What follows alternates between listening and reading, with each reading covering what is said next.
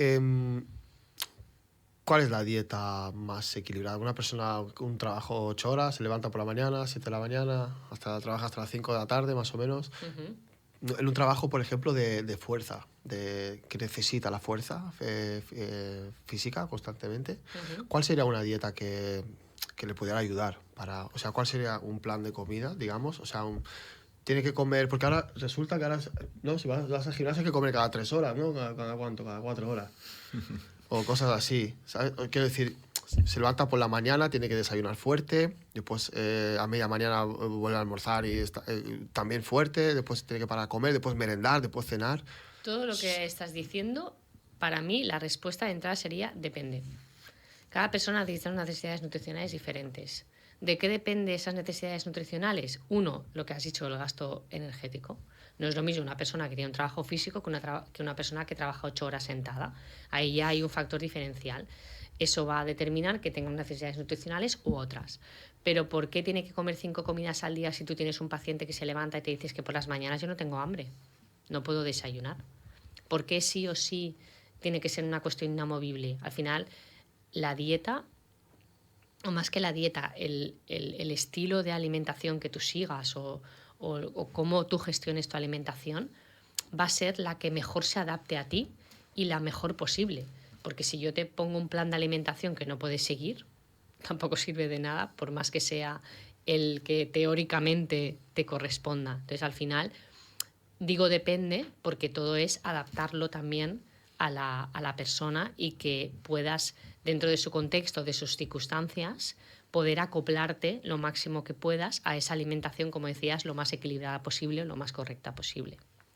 Es que mi hermano, por ejemplo, trabaja 7 días, después tiene 5 fiestas, pero durante los 7 días trabaja 2 días de noche, creo que trabaja 3 días o sea, hace los 3 turnos dentro de los 7 días. Claro, la alimentación ahí para él tiene Sí. muchos problemas. Quiere hacer deporte y no puede, porque a veces dice que no tengo como que se le van las fuerzas, a veces está como con muchísimas ganas de comer.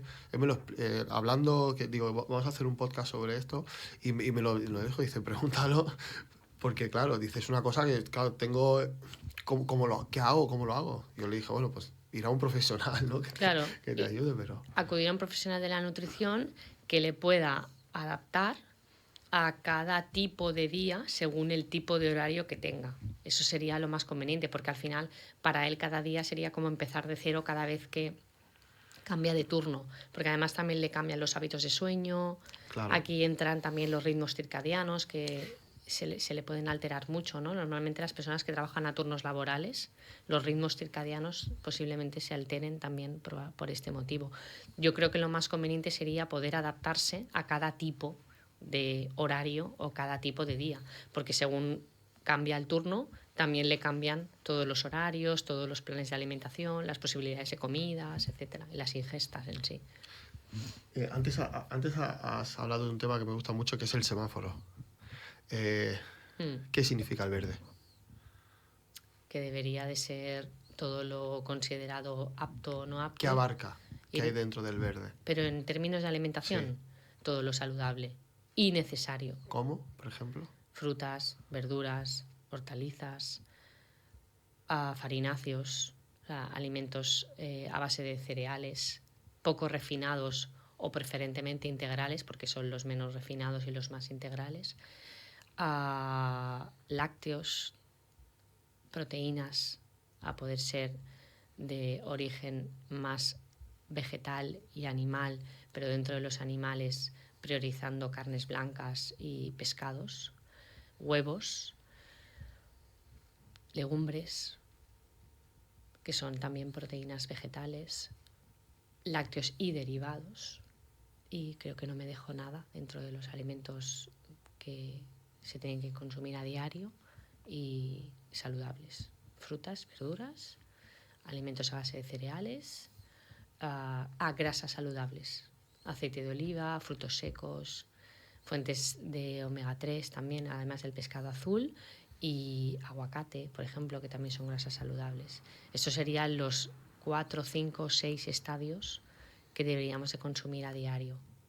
O sea, cada día tendríamos que tener eso en alguna comida, ¿no? Sí. Hay un plato muy famoso que antes lo hemos hablado. ¿Cómo se llama? El método del Harvard. el met- El método del plato, que es el método Harvard. ¿Me puedes explicar un poquito en qué El método del consiste? plato es una representación gráfica del plato, donde la mitad son verduras, vegetales, que es lo que hemos dicho antes, ¿no? Verduras y hortalizas. La fruta aquí en España principalmente se consume en el postre, pero no tendría por qué. Es decir, yo puedo hacerme una ensalada y ponerle fruta, por ejemplo. Y luego la otra mitad del plato se divide en un cuarto en estos cereales que he dicho yo, en estos granos, por así decirlo, preferiblemente integrales, y el otro cuarto del plato en proteínas, carnes, pescados, huevos o lácteos o proteínas vegetales, por ejemplo, en planes de alimentación vegetarianos o lacto-vegetarianos, etc. Y esto cocinado o condimentado con estas grasas saludables que he comentado. Pero aquí entrarían estos 4 o 5 que he nombrado. Luego se hizo otra versión, dijéramos complementaria, que en lugar de ser la mitad del plato verdura, es la mitad del plato grano, un cuarto verdura y un cuarto proteína. O sea, se intercambió la mitad del plato, en lugar de ser verdura, hidrato o granos o cereales. Y el otro cuarto del plato, verdura. Y las recomendaciones de fruta y verdura al día ahora son 5 raciones. 5 raciones no son 5 piezas, dependiendo de la fruta en concreto. Pero en general las recomendaciones están en 5 raciones de fruta y verdura al día, en total. Entonces las puedes distribuir como mejor te convenga.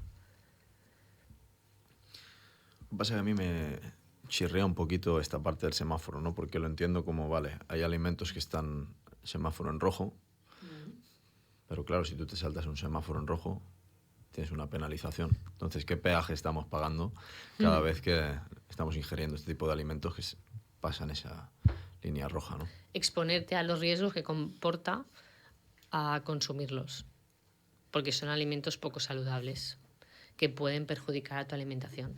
Por ejemplo, pues la bollería contiene unas grasas que no son saludables.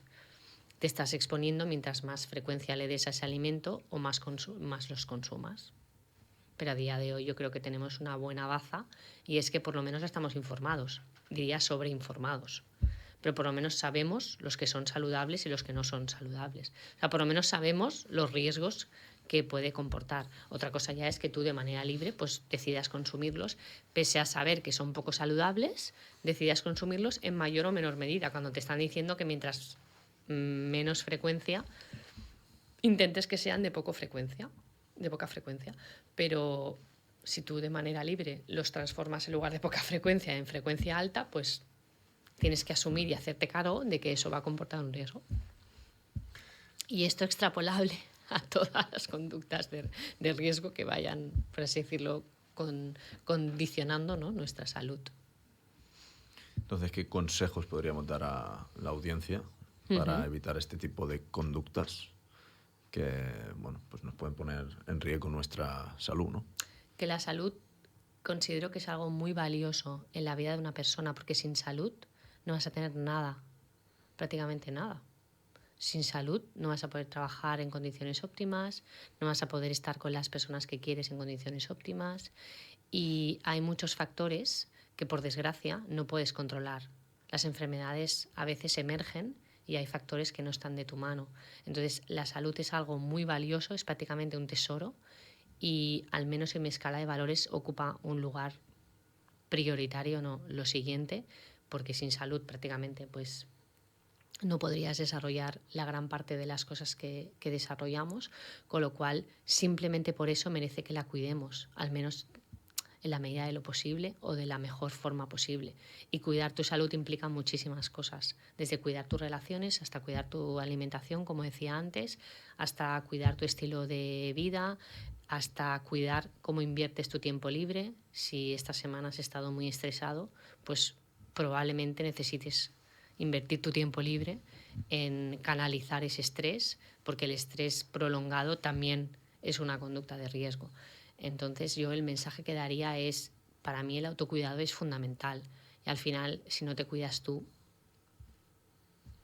probablemente pues no.